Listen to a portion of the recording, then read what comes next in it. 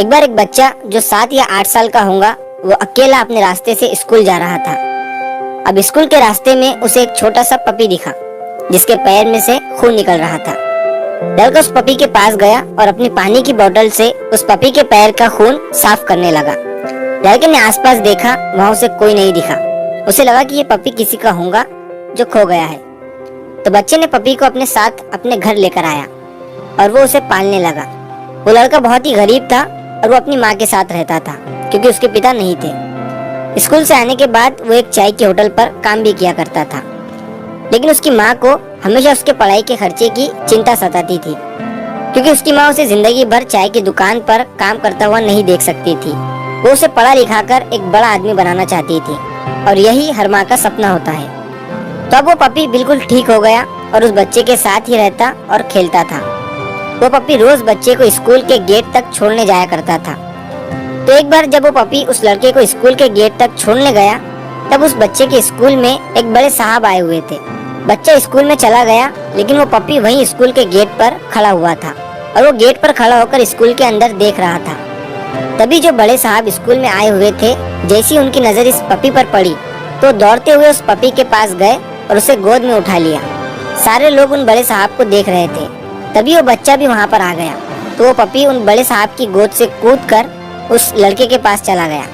जब उन्होंने लड़के से इस पपी के बारे में पूछा तो उसने उन्हें सब कुछ बता दिया कि कैसे ये पपी उसे रास्ते में मिला था जख्मी हालत में। तब उस लड़के को पता चलता है कि वो पपी उन बड़े साहब के बेटे का था जो खो गया था और इस पपी के खो जाने की वजह से उन बड़े साहब का लड़का बहुत ही अकेला महसूस कर रहा था और वो खाना भी नहीं खा पा रहा था। बड़े साहब ने उस लड़के की तरफ देखा, उसे शुक्रिया कहा और उसके साथ उसे घर पर गए। जब उन्होंने उसके घर की हालत देखी तो उन्होंने उस बच्चे की पढ़ाई का पूरा खर्चा उठाने का जिम्मा ले लिया। अब दोस्तों, ये कहानी एक छोटी सी मदद से शुरू हुई थी जिसने लड़के की पूरी जिंदगी को ही बदल दिया। आज के टाइम में हमें इस कहानी से सीख लेनी चाहिए क्योंकि नफरत भरे इस दौर में मदद करने वाले बहुत ही कम हो गए हैं। चाहे जानवर हो या इंसान, चाहे हिंदू हो या मुसलमान, मदद आप जिसकी भी करोगे आपको दिल से खुशी महसूस होगी और आपको जिंदगी में ही आपके अच्छे काम का परिणाम यही मिल जाएगा। मैं आपको हाल ही में हुआ एक रियल इंसिडेंट सुनाता हूँ। एक लड़का जो अपने घर से दूर किसी सिटी में पढ़ने के लिए आया था, वो एक रूम में रहता था लेकिन हालत इतनी खराब थी कि रूम का किराया देने के बाद भी खाने के लिए पैसे नहीं बच पाते थे। उस लड़के के रूम के पास ही में एक ठेले वाला अपनी सब्जी का ठेला लगाता था। वो उस लड़के को रोज 1-2 टमाटर और बैगन फ्री में दे दिया करता था। लड़का रोज उस बैगन और टमाटर से कुछ बनाकर खा लिया करता था। अब 15-16 साल गुजरने के बाद एक दिन उस सब्जी वाले के ठेले के सामने एक पुलिस की गाड़ी आकर खड़ी होती है। सब्जी वाले को लगता है कि शायद पुलिस वाले उसके ठेले को वहाँ से हटाने को कह रहे हैं। वो जल्दी जल्दी अपने ठेले का सामान लपेटने लगता है, लेकिन फिर जैसे ही उसने ठीक से गाड़ी में झाँक कर देखा तो सामने बैठा पुलिस वाला उसे देखकर मुस्कुरा रहा था। वो ठेले वाला उसे देखकर पहचान गया। वो वही लड़का था जिसे वो टमाटर और बैगन फ्री में दिया करता था और वो आज उन्हें शुक्रिया कहने आया था। दोस्तों, ये कोई मनगढ़ंत कहानी नहीं है बल्कि एक रियल स्टोरी है डीएसपी संतोष पटेल और उनके दोस्त सलमान की, जिनका वीडियो आप देख सकते हो।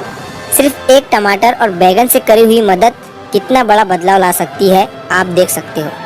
तो जब भी जिंदगी में मदद करने का मौका मिले ना तो झिझकना नहीं, क्योंकि वक्त कभी भी बदल सकता है और आपको भी मदद की ज़रूरत पड़ सकती है।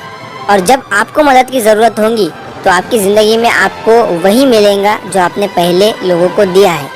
किसी एक इंसान की मदद करने से पूरी दुनिया नहीं बदल जाती है, लेकिन उस इंसान की पूरी दुनिया बदल जाती है।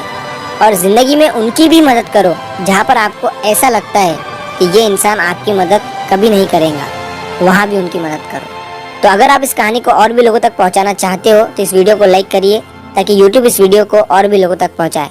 और अगर कहानी अच्छी लगी हो तो हमारे चैनल को सब्सक्राइब जरूर करिए। मिलता हूँ मैं अगली बार इसी तरह की कहानी के साथ। तो सब्र करो, शुक्र करो और ज़िंदगी में आगे बढ़ो।